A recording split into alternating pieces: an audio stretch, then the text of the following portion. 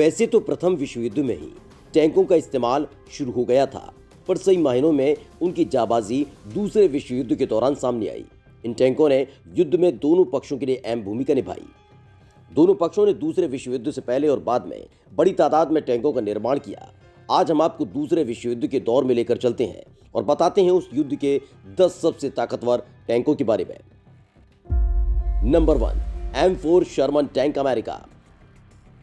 दूसरे विश्व युद्ध के दौरान निर्मित ये दूसरा सबसे मजबूत टैंक था। अमेरिका और मित्र देशों के पश्चिमी सहयोगियों ने इसे बनाया।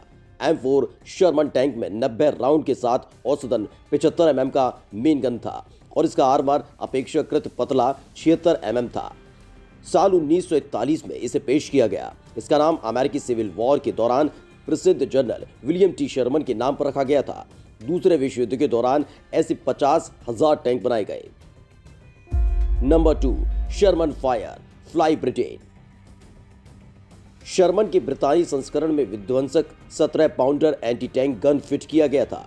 यह तब तक के सबसे घातक टैंकों में से एक माना जाता था। इससे ध्रुवीय राष्ट्र भी डरते थे। विश्व युद्ध खत्म होने तक ऐसे 2000 टैंक बनाए जा चुके थे। Number 3, पेंजर 4 Germany. जर्मनी में निर्मित इस टैंक का दूसरे विश्व युद्ध में काफी इस्तेमाल किया गया।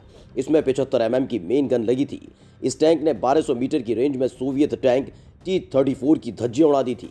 बाद में सोवियत टैंकों ने इसकी काट खोज ली और मॉस्को से लेकर बर्लिन तक सोवियत संघ ने लगभग 6000 पेंजर 4 टैंकों की धज्जियां उड़ा दी थी। नंबर 4, T-34 सोवियत संघ। ये ऐतिहासिक टैंक दूसरे विश्व युद्ध के दौरान सर्वाधिक तादाद में निर्मित और सबसे ज्यादा इस्तेमाल में लाया गया। सोवियत संघ ने लगभग 84,000 टैंकों का निर्माण किया था। बचे हुए टैंकों में से बहुत से अभी भी एशिया और अफ्रीका में है। इसकी लोकप्रियता इसके 45 mm स्पोपिंग फ्रंटल आर्मर के कारण थी, जो पेंजर 4 का प्रतिरोधी था। Number 5, MK5 panther Germany. एक मीडियम जर्मन टैंक जो लड़ाई के मैदान में 1943 में शामिल हुआ और लड़ाई खत्म होने तक सेना में बना रहा। ये तेज 34 मील प्रति घंटे और मजबूत 20 mm आर्मर टैंक था और इसमें 79 से 82 HE राउंड्स के साथ साथ 75 mm गन थी, जो किसी भी टैंक को ध्वस्त कर सकती थी। हालांकि बाद में सोवियत T-34 का निर्माण ज्यादा तादाद में हुआ, लेकिन युद्ध के आखिर तक इसकी स्थिति खासा मजबूत बनी रही। Number 6, compact IA-34 Britain. Britain के सबसे ताकतवर कॉम्पैक्ट टैंकों में से एक था, जिसमें उच्च क्षमता का 77 mm का मेन गन लगा था, जो 17 पाउंडर गन का ही एक छोटा रूपांतरण था।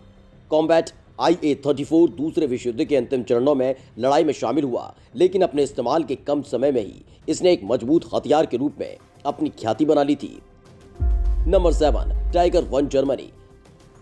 टाइगर 1 जर्मनी का एक हैवी टैंक था, जिसके पास 920 से 120 राउंड का 88 mm मेन गन था, जो जमीन और हवा दोनों जगह निशाना साध सकता था। इसकी 38 किलोमीटर प्रति घंटा की टॉप स्पीड थी। ये एक खतरनाक जर्मन टैंक था। इससे इसके शत्रु देश डरते थे, लेकिन बाद में इसकी भी काट खोज ली गई थी। Number 8, IS-2 Joseph Stalin tank Soviet संघ। IS टैंक फैमिली के IS-2 हैवी टैंक में शामिल 122 mm मेन गन लगा था।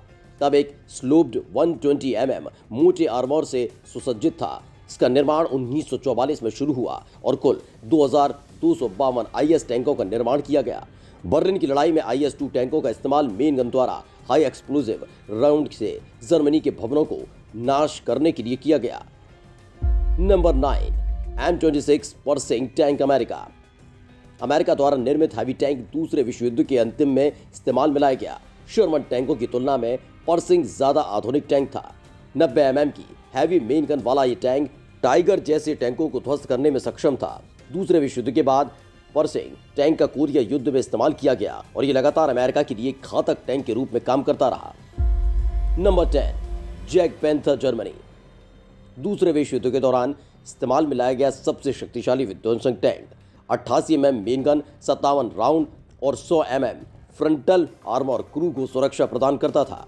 ये तीव्र गति के साथ दूर तक निशाना साध सकता था। लड़ाई के दौरान सिर्फ 415 टैंकों का निर्माण किया गया।